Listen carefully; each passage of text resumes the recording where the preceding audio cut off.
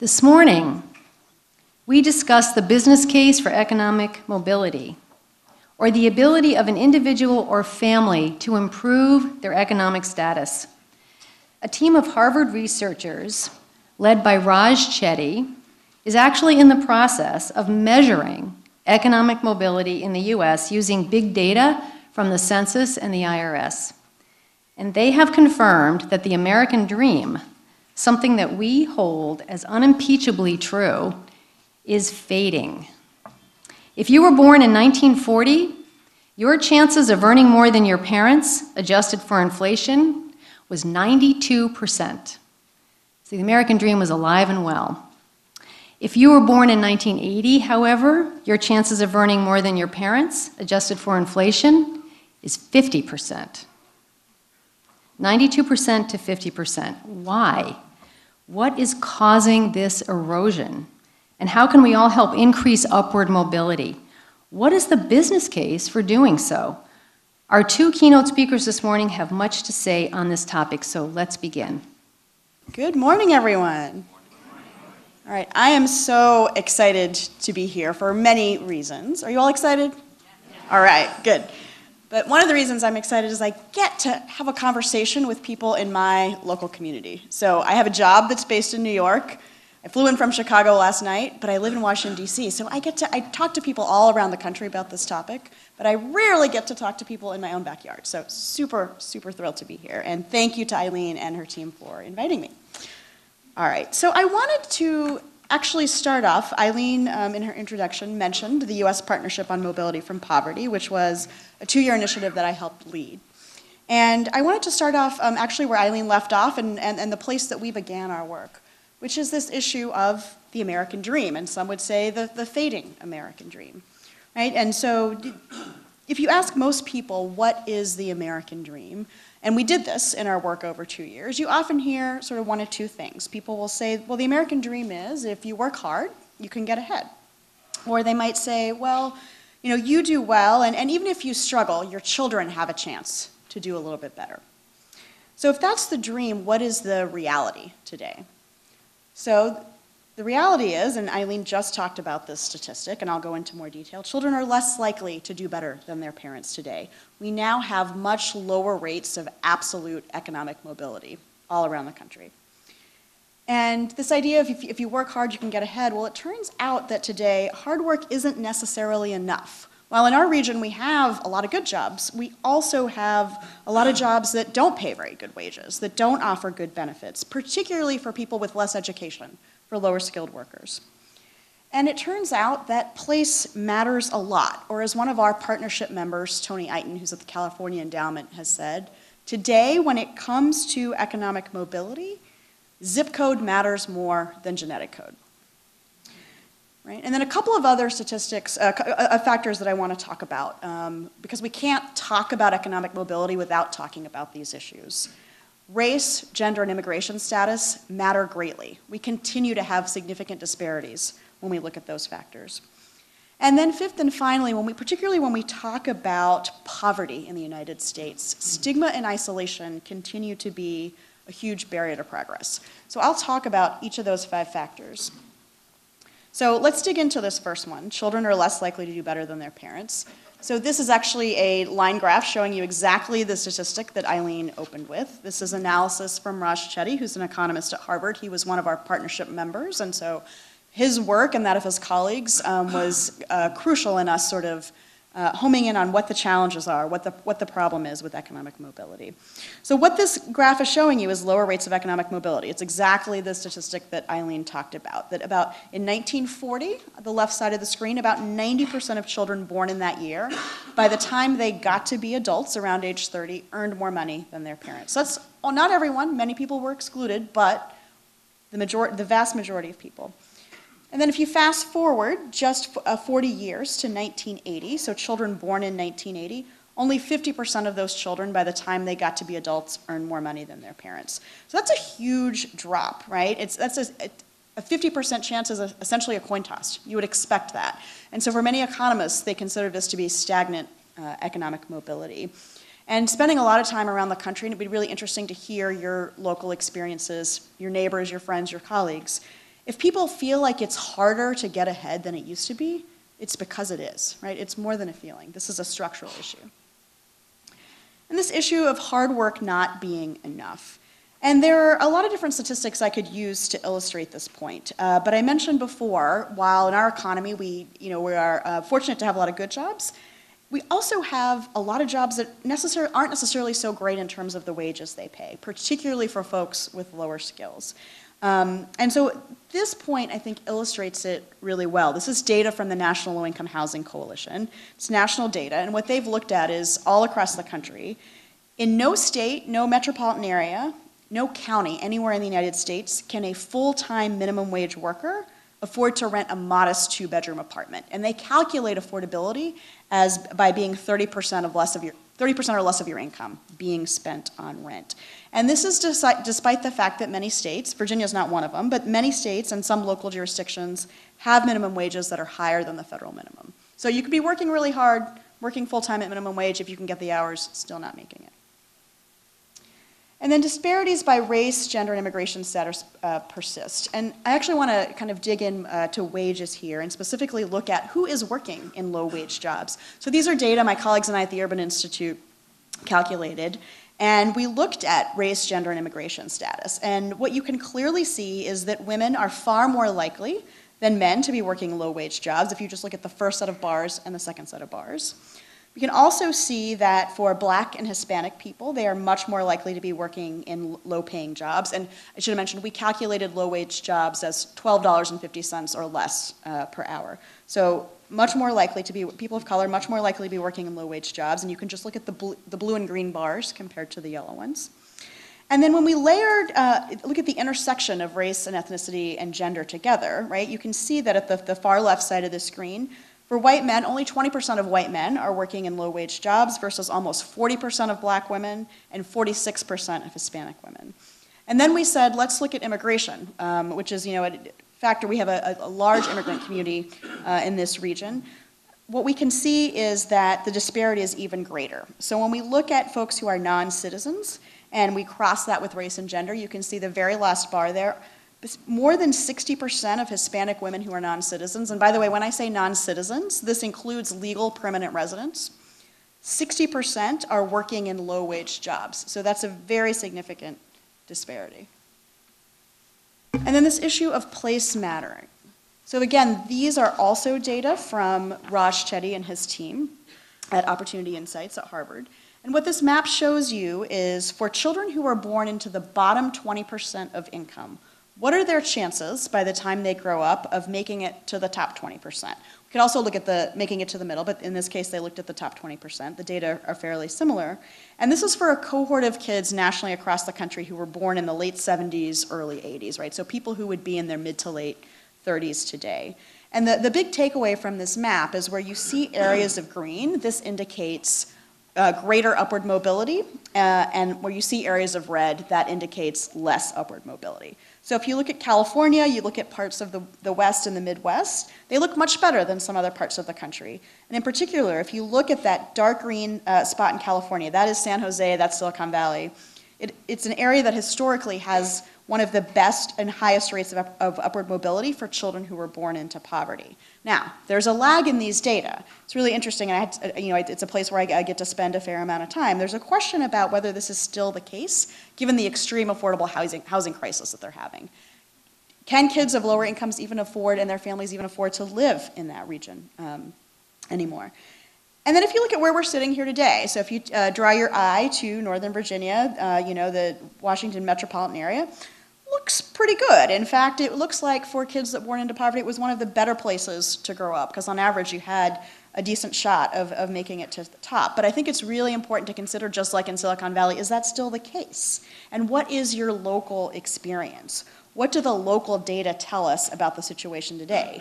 Do all of the kids growing up in this region have the same opportunities or not? And I think that's an important question to be tackling throughout the day. And I would just contrast some of the green areas that you see with the balance of the state of Virginia and the southeastern United States as a whole. which are almost all red, right? And if you look across the map, many of the areas where we have populations of African Americans and Native Americans concentrated, you see lower mobility. So that, again, I think highlights some of the racial disparities that we have to address. So remember this map, because I'm going to come back to it later in the presentation, but the key takeaway here is that zip code today, where you were born, where you grow up, which none of us have any control over, can control your and determine your destiny. And that's one thing we've got to try to shift. And then the final point, that poverty, growing up in poverty, living in poverty in the United States can be very isolating and stigmatizing. And that speaks to one of the issues that I'm working on in my current role, which is around shifting the narrative around poverty. So this is just one study, and it's a study of college students that some researchers did. And it speaks to the point that as Americans, we tend to systematically other people living in poverty. And when I say other, I'm using that as a verb, meaning that we tend to reinforce our own bonds with people who are like us and devalue people who are outside our group, assign them other status, right? So you're either inside my circle or you're outside the circle. And so this is a chart, as I mentioned, it's a study of college students using a 5-point scale, and the researchers found large differences in beliefs about people in poverty versus people in the middle class across a wide range of attributes. I've just pulled out a few of them here.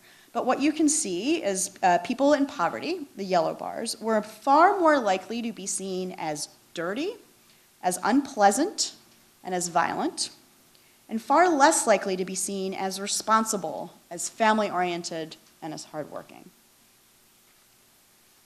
So all of those factors and many more were the backdrop against which we set about our work at the partnership. And our work was, we had one homework assignment for 2 years, this commission. It was answer the question that you see on your screen. What would it take? What would it take to dramatically increase mobility from poverty, turn things around, and begin to restore the American dream? And this was a task given to us by the Bill and Melinda Gates Foundation, which supported our work. And as Eileen mentioned, we had a team that was based at the Urban Institute. And the audiences for our work, this was an initiative that was about idea development.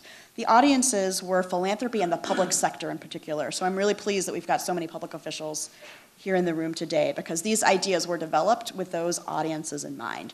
Folks that are sitting in seats that have the ability to make decisions to invest in ideas that could make a difference. At the same time, we recognize it's, and I'll get to this at the very end of my presentation, it's got to be a cross-sector effort. So not the nonprofits, community colleges, advocates, researchers, the business community. Essentially everyone in this room has a role to play in testing and implementing and moving these ideas forward. So a bit about the people that were involved. We ourselves were a cross-sector group. So we had an incredibly diverse group. I served as the executive director. David Elwood at the Harvard Kennedy School served as the chair. And we had 24 members who came from incredibly diverse backgrounds and perspectives. So Josh Bolton, who heads up the Business Roundtable. Ai-jen Poo, who heads up the National Domestic Workers Alliance. And I will say that for this group, it was a national group, and the majority of the group were people of color. And I lift that up because that is far too unusual in initiatives like this. And the issues that we're talking about, as I've highlighted, disproportionately impact communities of color. So that was really important to me personally, but important, I think, in the way our work developed.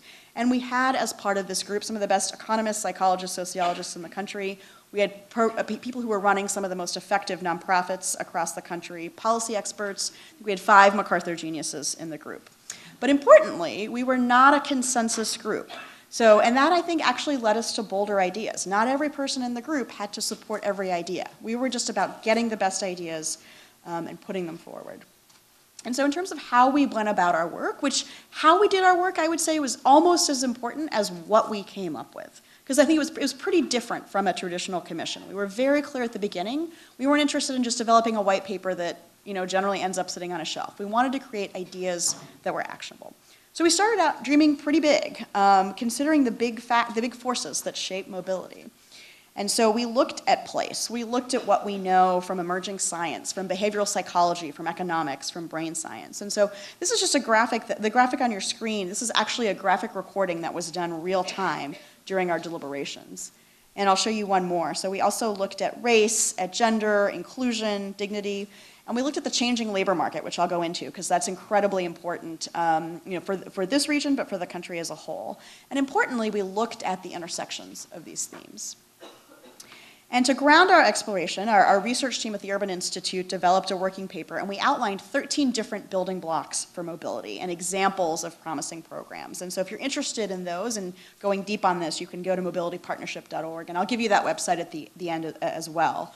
But there's a paper that outlines each of these building blocks. And you can see we took a very wide lens. We looked at issues from housing to early learning to safety and justice to employment and training to health and mental health. But equally important is looking at the data, looking at the evidence. A key aspect of our work that I think is pretty different from some other initiatives is we spend a lot of time learning from practice and learning from communities. And so site visits, talking to people on the ground, were a really important part of our work. And so this was a national initiative. We held our gatherings, our meetings in very different places around the country. Think about that red and green map that I showed you. We were really trying to understand the full picture and ground our deliberations in community-level experiences, and in particular, to be inclusive of the voices of people experiencing poverty, who are too often left out of, I would say, both policy and philanthropic conversations. We wanted those voices at the table. So we visited and learned from diverse urban, suburban, rural, and tribal communities across the country. So from Brooklyn to Detroit, which is the picture that you see on the screen, to the rural Mississippi Delta. So think back to that map, that area of dark red. This is a part of the country that has some of the lowest rates of economic mobility for kids who were born into poverty. But then we said, we've got to go to the opposite pole. We spent time in Silicon Valley, which historically, as I mentioned before, has one of the highest rates of economic mobility for kids born into poverty. And so we began our deliberations. We kicked them off with an immersive experience in community. So this is a picture actually at a community center in the Mayfair neighborhood in East San Jose. And Mayfair, if you're not familiar with it, this is a neighborhood where Cesar Chavez began his organizing. So it's historically and continues to have a high immigrant population. So we're having a conversation here in simultaneous Spanish-English interpretation. And the residents in that community shared with us that renting a couch to sleep on can cost $600 a month. Renting a couch, okay, not an apartment. Renting a garage for a family to live in, not a house, a garage, can cost $1,000 a month. And these are families who live within 30 minutes of some of the biggest tech companies in the world, right? Yet one of the women in this conversation asked us in Spanish, she said, "What is this word Silicon Valley that you keep using?" Right? And I think that highlights really powerfully the economic and cultural divides in that region. And that's an extreme situation, some might say, but there are similar divides across the country. And I imagine there are similar divides right here in Northern Virginia that we have to talk about, because if we don't, we're not going to make the progress we need to. So after all this, where did we land? So I'll share kind of two big sets of highlights. So I mentioned at the beginning, we had this task. What would it take to dramatically increase mobility from poverty? So we first had to define mobility.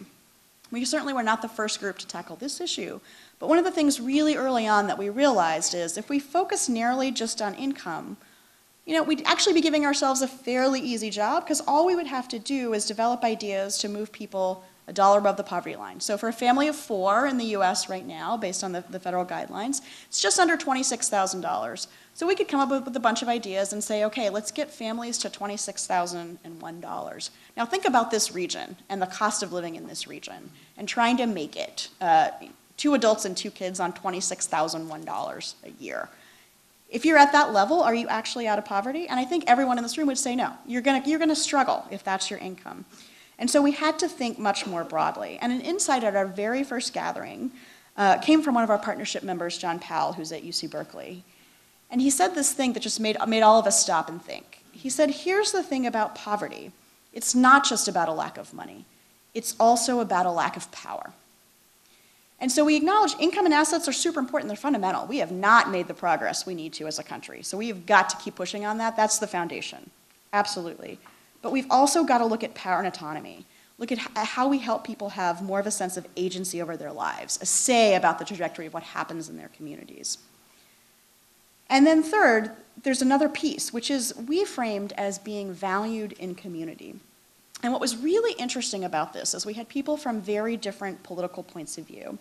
So we had people from the right and from the left. And so Arthur Brooks, who's Brent's colleague, you'll hear from him after me, who heads up the American Enterprise Institute. He comes from a more conservative perspective. He talked about this concept of having dignity, of being needed, right? And then John Powell, who I mentioned, comes from a very progressive perspective, comes from the left. He talked about this concept of belonging. Remember when I talked about being inside the circle or outside the circle? So belonging. And one of the things that I love about John, one of the things he says is the opposite of othering is not saming. We don't all have to be the same, but we all need to belong. And so that's a really important concept that we want to get to. And so I'm going to talk really quickly, I won't have time to go into detail, but about a few of the ideas we developed, and then we will, in conversation, get into more of them. But ideally, each of the ideas and strategies we put forward would embody all three of those principles if they're going to promote mobility, and we would start to measure outcomes across all three of these principles. So the first is around changing the narrative. So I talked about the stigma and the isolation that go along with poverty.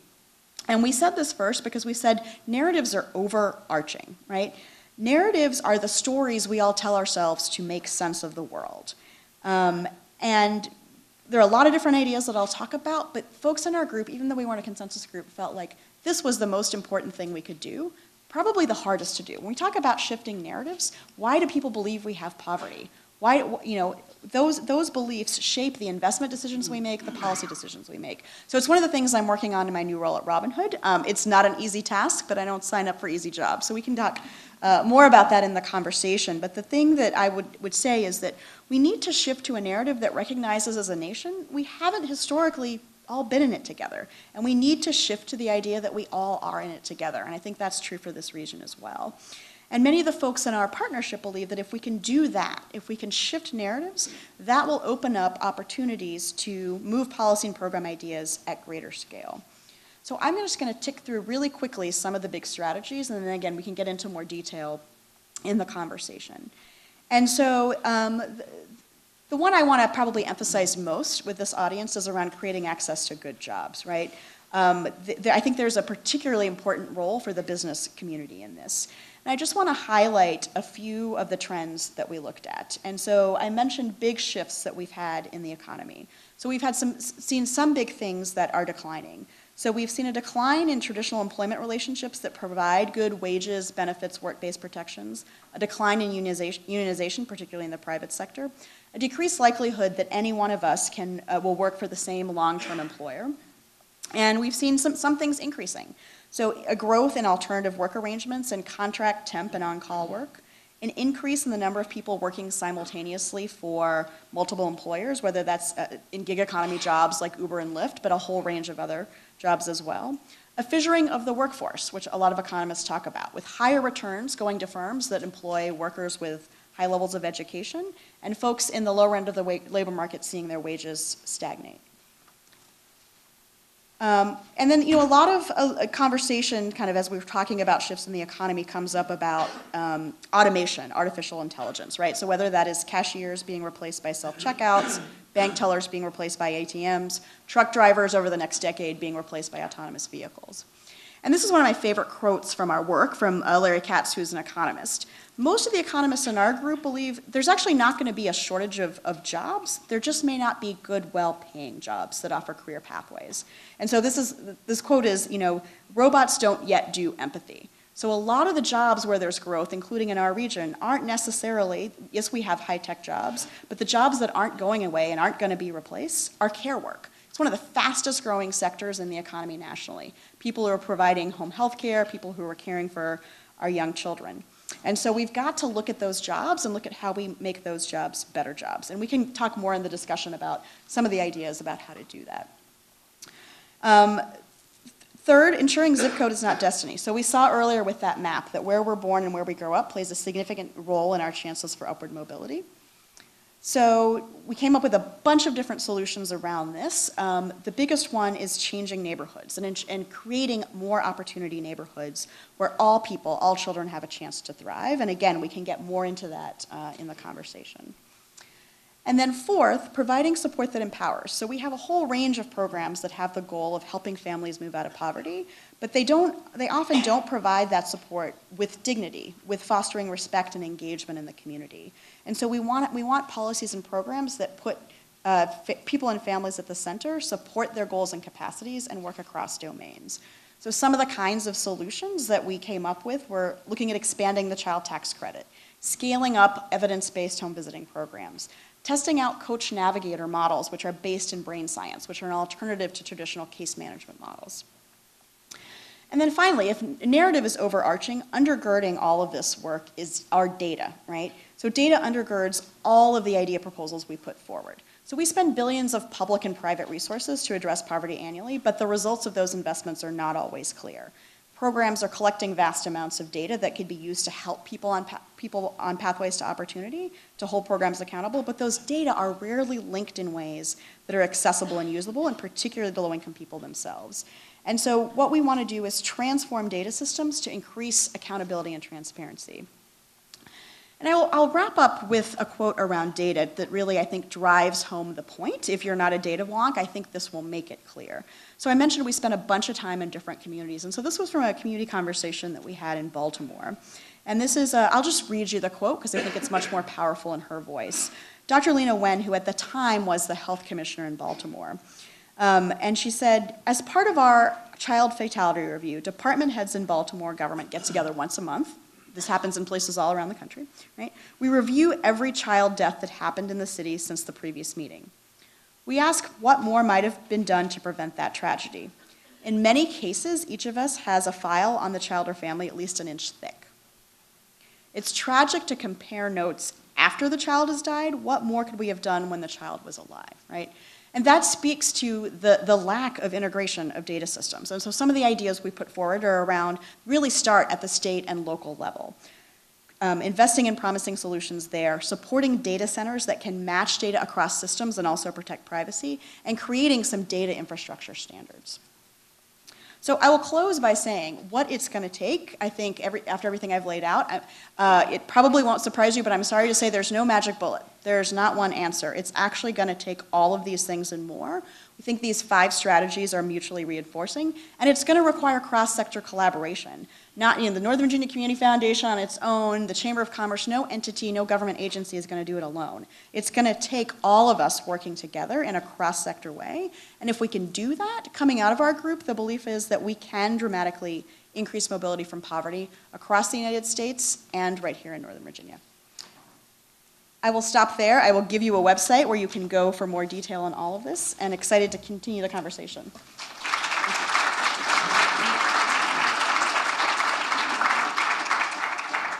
That is a stunning overview of the challenges and the opportunities around poverty, and so much to be learned out of that. I'm going to try to bring us down to a little bit finer point in terms of some of the challenges that I see in terms of specific strategies around job training and workforce development that I think we have to pay attention to. And you'll notice as I'm talking that these have a lot of resonance. They're very closely aligned to some of the insights that Nisha talked about. So I've entitled this talk, A Skills Consensus If You Can Keep It. And if you remember, this is a play on Benjamin Franklin's comment as he left the Constitutional Convention, it's a republic if you can keep it. And his point was that this depends on us, not on the system that we've created. And so I want to really focus on some challenges in this so-called consensus around skill development. Skills are like baseball and motherhood and apple pie. Everybody is in favor of skills. We are a foursquare for good skills. So the National Skills Coalition did a survey that they announced actually just about a week ago, 10 days ago.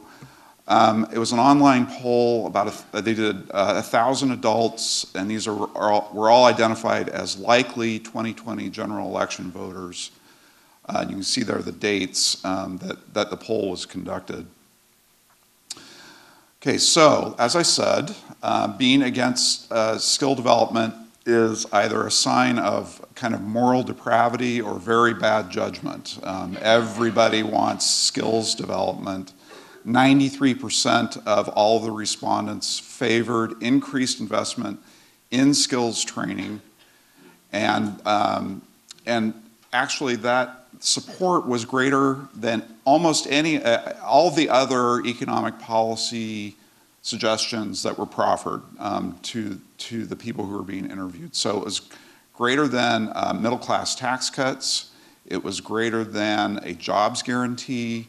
It was greater than support for the $15 an hour minimum wage, all of which got significant support from the public, but they didn't get up to 93%.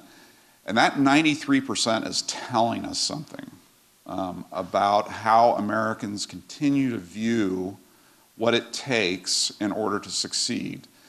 Nisha makes a compelling case, I think, about hard work not being enough. The public is saying hard work really matters. So we have to hold those two things in our heads at the same time. Okay, so as always, when you're dealing with polling data, the devil's in the details.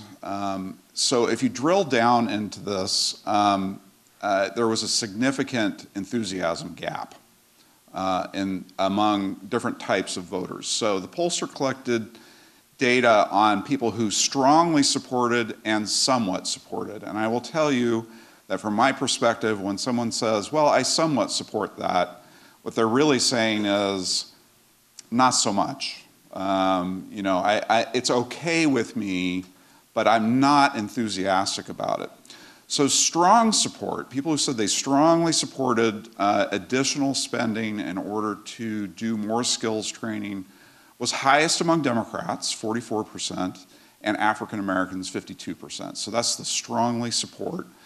Other groups, strong support was more muted. Republican strong support was 28%. Independents, 29%. White voters, 34%. And Latinos, 34%. This chart just shows, like, graphically what I just told you in terms of what the numbers are, but you can see that there is, underneath this 93%, we're all in favor of increased investment in skills training. What you've really got is we're in favor of it, but on one side we're in favor of it and we don't have any qualifications. On the other side we're in favor of it, but we've got some questions. So why the gap? I think it's reasonable to assume that Republicans and conservative-leaning independents are more skeptical based on a higher general level of skepticism about government programs. I don't think that is particularly groundbreaking. But why would Latino supporters strong support for job training investments be more muted? I mean, both African Americans and Latinos are disadvantaged. They're trying to catch up. What's the difference? Why this lack of enthusiasm? Okay, so they didn't delve directly into those specific differences, but they started asking some questions in the poll about basically what kinds of skills training are we talking about? So over 90% of Democrats approved of expanding access to welfare, food stamps, other anti-poverty programs for those being trained, right? So 90% of Democrats said, if you're in job training, we need to make it easier for you to get these other benefits that will make it easier for you to transition and to get trained and transition into the workforce. And similar support was found for childcare, transportation, and employment counseling. Among Republicans, there's still a lot of Republicans that are thumbs up. 76% of Republicans favored these expanded welfare services, and 69% favored more supportive services. But again, that's not an insignificant gap between 90 and 76. There's something going on there in terms of actual attitudes and how they get acted upon. And what I would argue is that what this points to is the consensus around this skills training issue is actually pretty fragile. In the current economy, those seeking to join the workforce often have multiple barriers: basic education, mental health, substance abuse, childcare, transportation. Success for these people is really going to depend on their access to these supports for which there's a lesser consensus in the public. And the more that training programs move toward social services, the more likely they're going to be understood by weaker supporters as an aspect of welfare spending, all right? So we've got a real challenge on our hands in terms of balancing the way that we think and talk about this so that we can maintain public support. That challenge then interacts with some additional challenges. Technical skills are only part of the solution. And when you say job training to people, what they think that means is going to the community college or going to another training institution and learning how to do something, right? How to code, how to weld, how to drive a hammer or drive a nail. Those are all the kinds of things that are coming to people's mind when you say technical skills. By almost 2 to 1, employers say that they value soft skills, communication, teamwork, perseverance over job-specific skills. Now the reality is they want both. Employers want both. They want job-specific skills, but they want these soft skills, non-cognitive skills, social-emotional skills that do a bunch of different things. They make life on the job tolerable. If you don't have them, life on the job is intolerable for you and your coworkers. But they also serve as the basis for all learning, right? Because James Hackman at the University of Chicago talks about this in terms of perseverance and character. And if you don't have those, skills, it's very hard to pick up the technical skills because you have to have them in order to sustain and to persevere in the training program as well as on the job. So, like I said, I think these soft skills are really the key to successful skills training as well as long-term labor force attachment. And that soft skills training, however, I should say, soft skills training edges training programs more towards social services. And as we noted, that's where the consensus begins to fray. So we're really in a difficult spot. Who knows what the unemployment rate is in Northern Virginia today? How much? 2? So nationally it's 3, now here it's 2. If you aren't in the workforce right now, there's probably a reason. There is a reason that you are not working. And those reasons can often be very, very complex. And they require a different kind of approach in order to make that transition. So, we've got this dilemma. We've got a soft skills need, and then we've got a weak consensus about whether that's actually part of job training or not. And so if we don't balance that carefully, we risk dividing over this issue just like we've divided over so many other issues.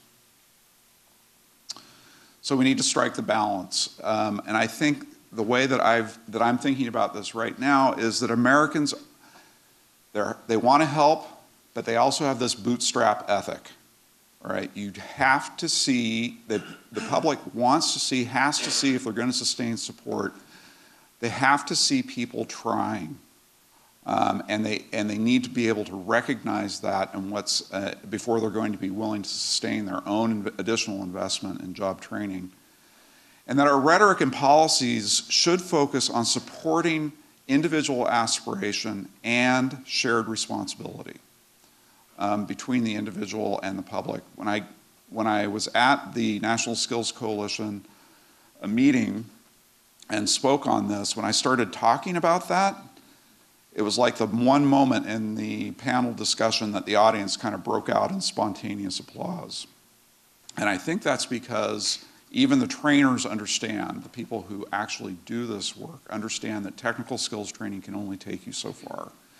And that this focus on kind of perseverance, sweat equity, all needs to be part of our rhetoric and our policy making if we're going to sustain public support. Okay, so this slide is just a few resources you might want to take a look at if you're interested in going deeper. The National Skills Coalition has their poll up online. I've written a paper for AEI called STEM Without Fruit and How Non-Cognitive Skills Improve Workforce Outcomes. Another shorter paper on leveling the STEM playing field for low-income students, a fascinating study on the need to coach low-income students on how to take tests in these high-stakes technical skill areas, because what they've demonstrated is if you aren't coached in how to take a test to build people's confidence, the scores really fluctuate, and not in a good way for low-income students. And then another paper that I wrote, an article that I wrote called Crossing the STEM Divide, to help us think more clearly about how we link STEM technical skills training with these non-cognitive and soft skill training programs. And if you're interested in following me, you can follow me on Twitter, or you can look at my Scholar page at AEI where I post everything that I write. So thank you very much. I look forward to continuing the conversation.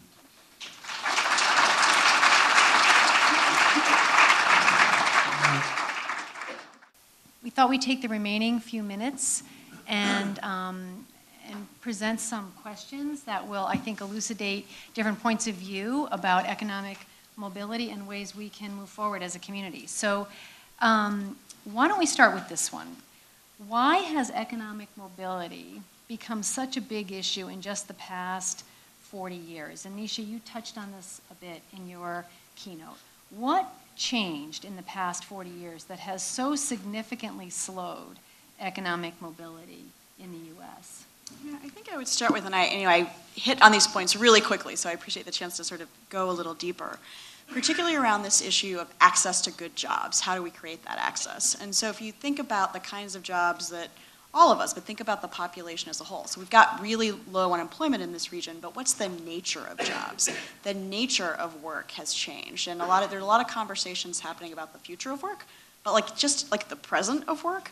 So we have many more people in the workforce who are, sometimes economists talk about this as, who are 1099 workers versus W-2 workers, right? You all understand that, right, based on the tax form that you file. Are you working for the same long-term employer where you have access, probably a lot of folks in this room, we have access to health benefits and a retirement plan, and maybe even long and short-term disability if something were to happen, right? We have many more people that don't, because they're 1099 workers. They're doing contract work, they're doing temp work, they're doing on-call work.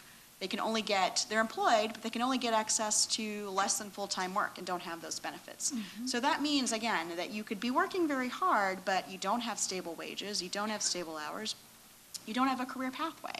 I mentioned automation and AI. I think sometimes that gets overplayed in certain sectors because, again, I don't think that, and again, most of the lead economists that I talk to, there's not a sense that we're not going to have enough jobs. We're going to have jobs. They just might not be great jobs. And so that, again, I mentioned before that the fastest growing sector in the United States over the past 30 years has been care work. So folks who are caring for, I would say, our most precious resources, our aging parents, our seniors, our young children, family members with disabilities. Think about the wages that these folks make. These are not jobs that are going to, get exported overseas that can be done virtually from some other place. These are not jobs anytime in the near future that are going to be automated and done by robots. And they're jobs we all need and they benefit society. Yet we devalue them so much in terms of the wages that we pay. And when we look at who's in that workforce, it is disproportionately women. It is disproportionately women of color, high populations of immigrants. And so what we really need to think about is, how do we make those jobs that aren't great jobs, aren't family supporting, how do we make them better jobs? How do we create career pathways for people? So that's one big aspect. It's a multifaceted, but I think the nature of jobs is such a big part of the conversation that we have to have. So as Nisha was presenting, so. Try that, no, try that. Okay. Does that work? Oh, good. Okay, good. As Nisha was doing her presentation, that first line graph that she put up, which is 1940 to 1980, a couple thoughts came to mind. I mean, I think that, and this is difficult for me to accept, and I think difficult for many people to accept, but when you start in 1940, what you're essentially seeing is moving from a very, very high base. That was the recovery from the Great Depression.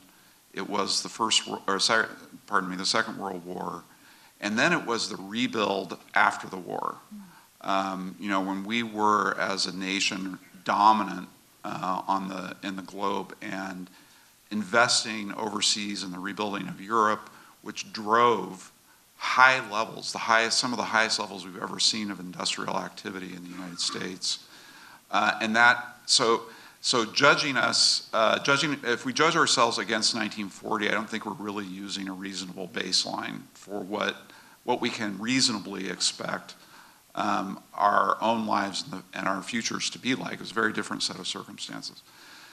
The second thing is the really sharp declines in educational attainment that occurred in the United States, which most people, Larry Katz and Claudia Golden, others who've worked on this up at Harvard and elsewhere, they really attribute that decline in educational attainment and skill development to the fact that it wasn't the technological acceleration that drove it.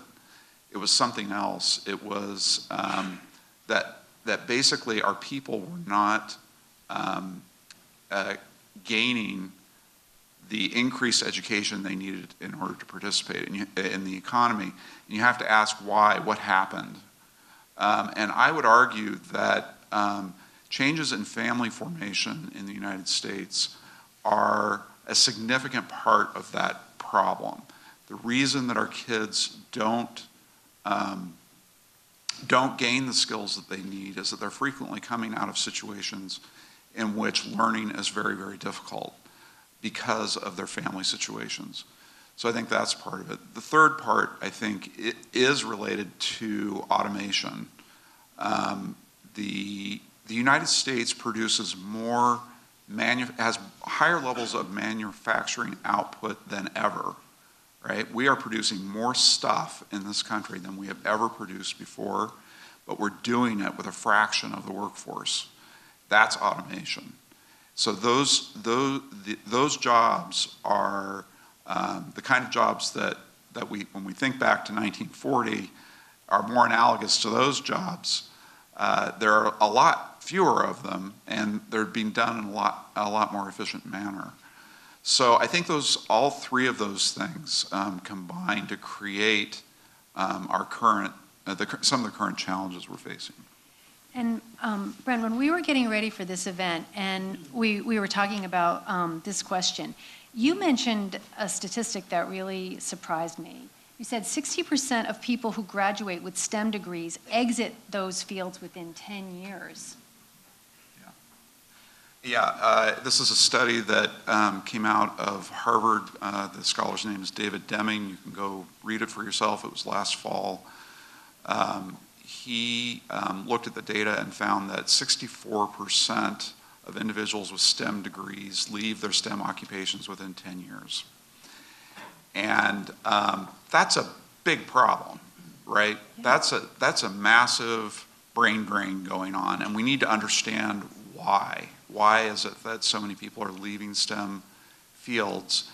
The authors offer some analysis that supports the notion that this is a function of when you graduate with your bachelor's degree and you go into a STEM field, you get a very nice wage premium compared to somebody who got a degree in political science or history like I did.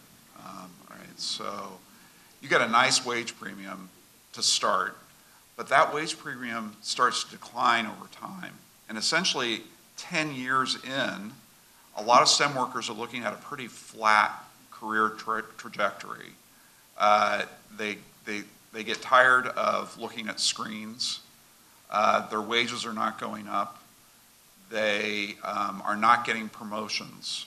And so they're also hitting that sort of peak life expense phase of their life where they're buying houses and they're having children and their costs are going up, so they have to go look for something else. So I think all of those things combine, and I think the other thing is, and we're actually going to do some polling work on this. I want to sit with STEM workers to get a better idea and hear them talk about this, but my guess is if I'm 23 starting a job, by the time I turn 33, the people coming in behind me were 12 years old, right, when I started working, and they've come up in a very different technological environment than the one I came up in. And so it's all of those things kind of working together that I think are quite discouraging for some of these high-skilled STEM workers.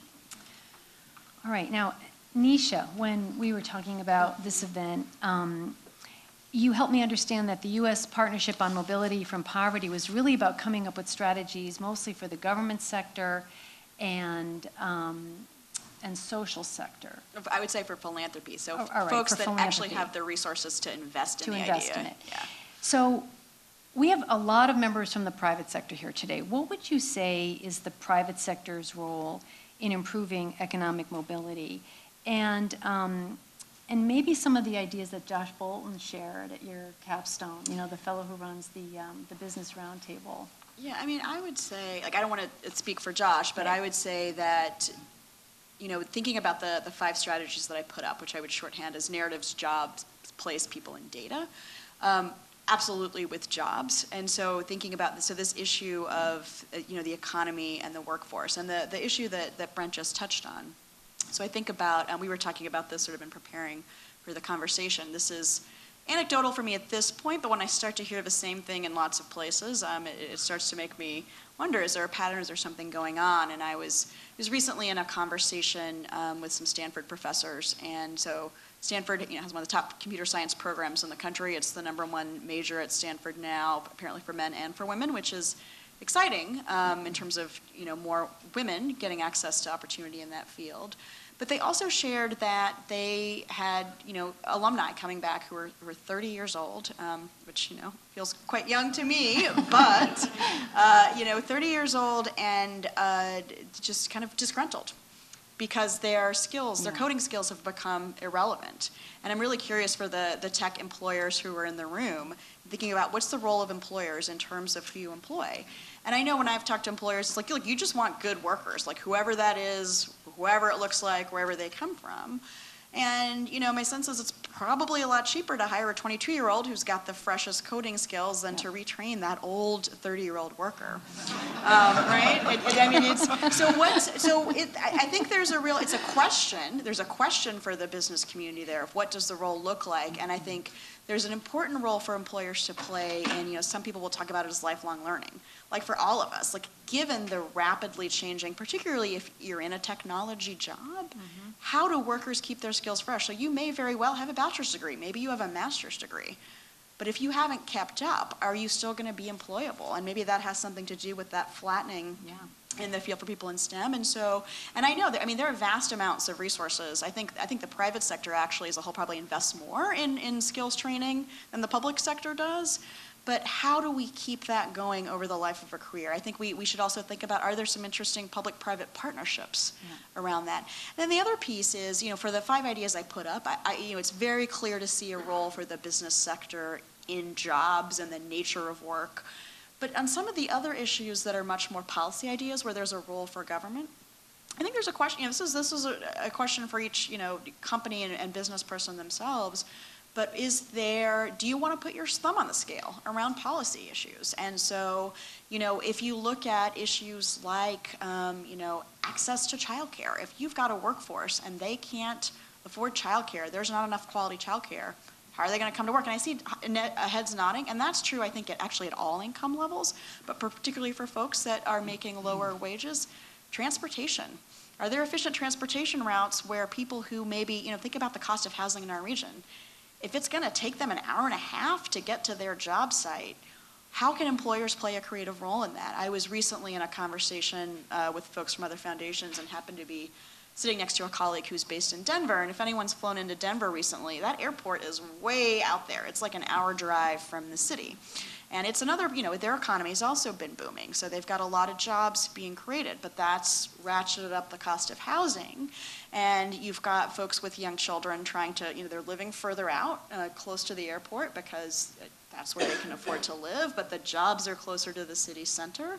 Childcare is enormously expensive, and they don't have enough to meet the need. So they came up with a creative solution, which was to say, okay, what's the commuting route look like for people? And if anybody here is in the childcare early education world, it's pretty expensive. There are a lot of licensing requirements. It's expensive to operate and set up new childcare centers. And so they came up with a plan which was to help create more home-based childcare centers that are along a commuting route. Oh.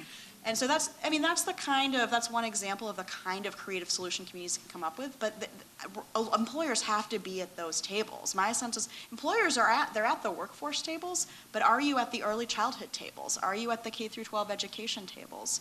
Are you at the tables when issues around public policies such as paid family leave are being discussed? Great.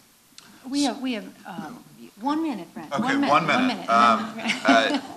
I wrote a couple short pieces last week based on 2 different Wall Street Journal articles, and I commend both of them to you, and they tell exactly the opposite stories. It makes you wonder, who's in charge of the editorial decisions.